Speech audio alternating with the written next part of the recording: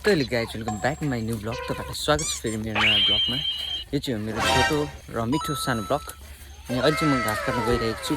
बेलुकाको समय छ, इन्जोय द भिडियो। किनकि आजको सिनहरू एकदम बबाल हुन गइरहेको छ।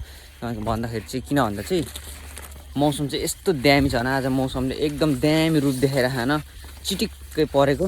अनि बाटोघाटो पनि बब्बालै छ, जस्तो कि हेर्न सक्नुहुन्छ यस्तो छ। बाटोहरू चाहिँ यस्तो छ, हेर्नै सक्नुहुन्छ दामी मिलाएर स्टेबल स्टाइलमा। त्यसकारण ठाउँमा पनि आइसकेको छु।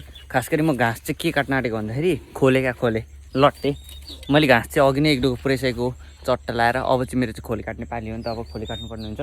हिँडेर काट्ने हो क्या खोले चाहिँ। यो छ नि, यो लट्टेहरू हो, सब यो लट्टेहरू खोले काट्नुपर्ने हो। चटचडी ल्याएर टक्क पारा स्टाइलमा, किनकि लट्टेहरू काट्नुपर्छ नि त। अनि टक्क त्यो पकाएर गाईबस्तुलाई दिने क्या। अनि गाईले बेसी दुध दिन्छ नि त। त्यो गाई चाहिँ यता चाहिँ हेर्नु सक्नुहुन्छ, यस्तो नजाराहरू छ क्या। बिबारा प्रसिद्ध संयोधारा। तर तपाईँ मकैबारी बाहेक अरू केही नै देख्नु भएको छैन होला। तर पनि केही छैन, देखाइ त रहेको छु नि यति भए पनि। त्यस्तो गाई चाहिँ अहिले चाहिँ हेर्न सक्नुहुन्छ। हाम्रो मकैहरू एकदमै अहिले पाक्ने स्थितिमा छ। अब 1 महिनामा पाक्छ होला, पुरै यत्रो भइसकेको छ। चट्ट लाएर यस्तो ड्याम स्टाइलमा मकैबारी दराम भन्ने ट्रेन ल्याउनु पर्छ जस्तो छ नेपालमा। क्या मकैबारी दराम भन्ने ट्रेन ल्याउनु पर्छ जस्तो छ नेपालमा। अस्ति सकेको ट्रेन फेरि स्टार्ट चालु गर्नुपर्छ जस्तो छ।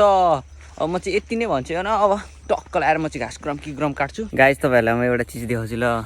लट्टे काट्दा देखेको चिज यता छ नि लट्टे न। अब तपाईँलाई मोक्डिँदा गान्जा तोप देखाइदिन्छु। बडी मोको दिदीले के आज सान्जा तोप। यहाँ चाहिँ गान्जाको ध्यान हुँदैछ। मकैबारीमा यस्तो हुनु त अभियसली नर्मलै हो, किनकि हामीहरूको लागि चाहिँ, किनकि यो चिज नर्मलै हुन्छ क्या।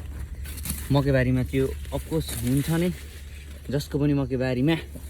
अनि पछि गोड्दाखेरि विनाश भएर जान्छ, किन यो चाहिँ छैन।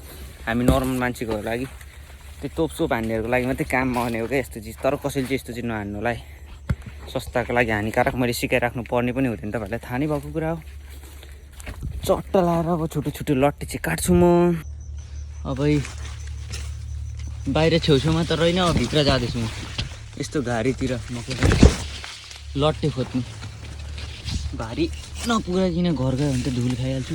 यो चाहिँ गाई हेर्नु सक्नु क्या, अस्ति हावाले लडाएकै सब मकै विनाश गरिरहेको छ हावाले। त्यो अस्ति असिना पानी परेको थिएन, हावा पनि चलेको थिएन, हुरी बतास त्यतिखेर हो क्या यस्तो हो। बाहिरबाट हेर्दा केही नोक्सान देखिँदैन, जब भित्र छिर्यो नोक्सान देखिन थालिन्छ।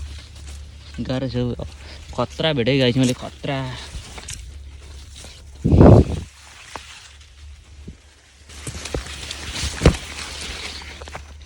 त्यो गाई चाहिँ मकैबारीदेखि निस्किसकेको छु। मकैबारीभित्र यति नै मात्रै भेट्यो, यति नै भेटेको भनेको यति नै हो। भित्र चाहिँ तपाईँलाई धेरै काटे जस्तो लाग्यो, तर यति नै। अब भार नै त पुगेन। गाई चाहिँ यति भएको छ हेर्नु, यति देखेन है, यति नै भएको छ है। मजाले देख्नु भएन होला। त्यसमा मेरो डोको, मैले चाहिँ डोकीभरि लिएर जान सक्छु होला भनेर लिएर आएको, भरे के थाहा त छैन भनेर लट्टे।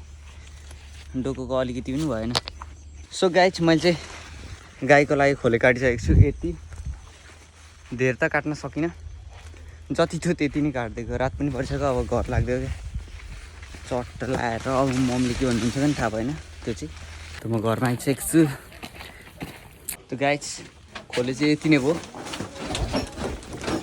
तब यो चाहिँ खोले काट्नुपर्ने हुन्छ। ट्युन गाई फेरि भेट्नुपर्छ हामी नेक्स्ट ब्लगमा। आजको लागि यति नै गाई। अझै पनि यस्तो हेर्नु होला, थोरै नै छ।